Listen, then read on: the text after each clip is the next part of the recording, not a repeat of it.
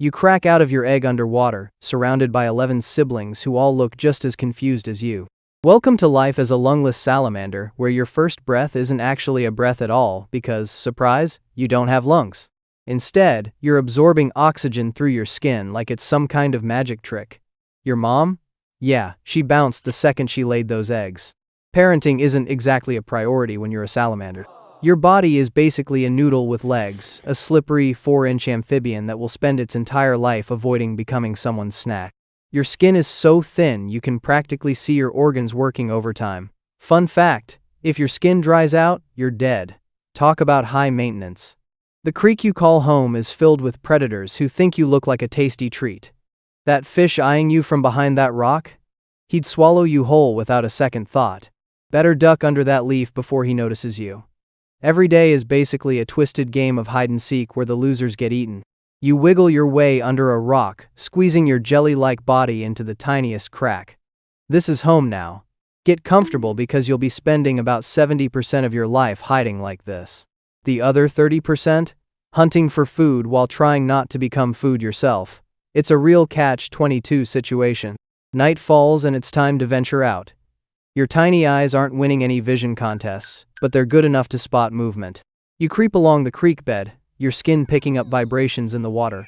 There's a small insect larva just ahead. Dinner time. You lunge forward, your sticky tongue shooting out and score. The larva is history. You'll need about 20 more of those to call it a decent meal. Remember when I said you breathe through your skin? Well, that means you can never live anywhere dry, ever. Even slightly dry places are a no-go. Your entire existence is limited to damp, cool places like this creek and the mossy forest floor nearby. Vacationing in the desert? Not an option. A day at the beach? Literal death sentence. Morning comes, and with it, a torrential downpour. The creek swells, threatening to sweep you away. You cling to the underside of your rock as water rushes past. Other salamanders aren't so lucky, you watch them tumble away in the current.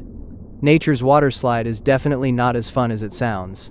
The rain stops, and a shaft of sunlight pierces through the canopy, creating a spotlight on the creek bed. Avoid that at all costs. Direct sunlight is basically a salamander's kryptonite. Your skin would dry out faster than laundry in a desert.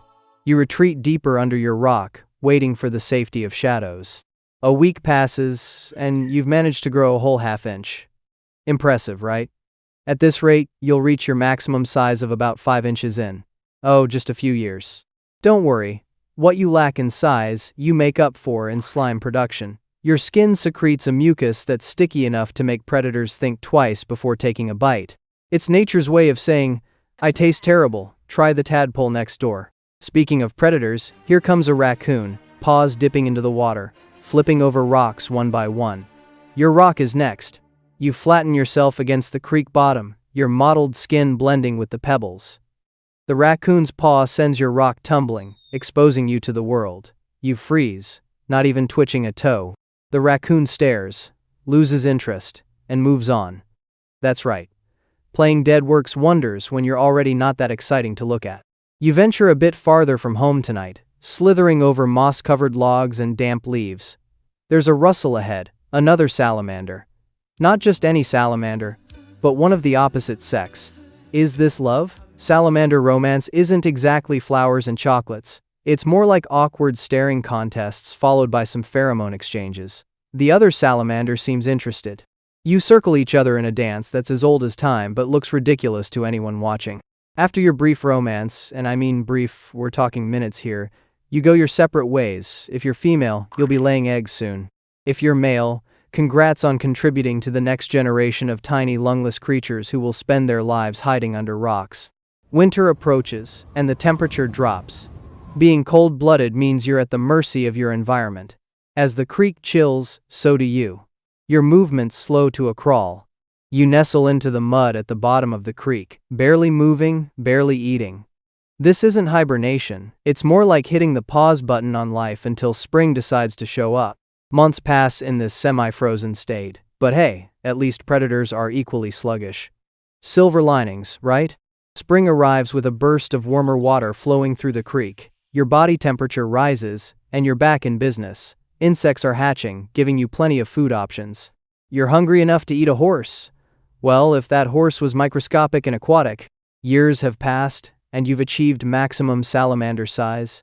You're the king or queen of your little section of creek. You've survived flash floods, raccoon attacks, and that one time a kid with a net almost scooped you up. Life is goodish. But wait, what's that? The creek is shrinking. Drought has set in, and your watery home is disappearing fast. Panic mode activated. You squirm your way upstream, searching for deeper pools. Your skin is already feeling the strain, absorbing less oxygen from the shallow water. This is not a drill. You find a small spring seeping from the hillside. Salvation. The water here is cool and plentiful. Other salamanders have had the same idea, creating a strange salamander convention in this tiny oasis. It's getting crowded, but it's better than drying out. A year later, and life has fallen into a comfortable routine. Hunt, hide, repeat. You've mastered the art of snagging flying insects that land on the water's surface. It's like salamander skeet shooting, except your tongue is the shotgun. One night, as you're crawling along a fallen log, you feel vibrations. Something big is coming. You freeze, hoping your camouflage will save you once again. A giant foot crashes down inches from where you're hiding. It's a black bear, completely unaware of your existence as it fishes for more substantial meals in the creek. The bear moves on, and you release the breath you've been holding. Well, not literally, since you breathe through your skin, but you get the idea. Your life continues like this, a constant game of survival, where the stakes are always deadly. You'll never know what it's like to climb a mountain or swim in the ocean. Your world is measured in square feet rather than miles. But you know what? You're good at what you do. You're a master of stealth, a champion of staying alive in a world that seems designed to squish, eat, or dry out creatures like you. And just when you think you've seen it all, a flash flood carries you down the creek and deposits you in a small pond you've never seen before. New territory, new hiding spots, new insects to eat. It's like Salamander Disney World, except everything still wants to eat you, and you still can't breathe air. As you approach your golden years, about 10 to 15 if you're lucky, your movements become more deliberate. Young salamanders dart around like they're invincible. You know better. You've survived this long by being cautious, and you're not about to change your strategy now. One day, you're resting under your favorite rock when you notice something strange, tiny salamander eggs attached to the underside. They look just like the ones you hatched from years ago. You have no parental instincts whatsoever, but something makes you linger. Maybe you're just curious. Maybe it's the circle of life, or maybe that rock just has the best shade in the creek. Either way, you're about to witness the next generation of lungless wonders enter the world. And as those eggs start to hatch, you can't help but think, good luck, kids.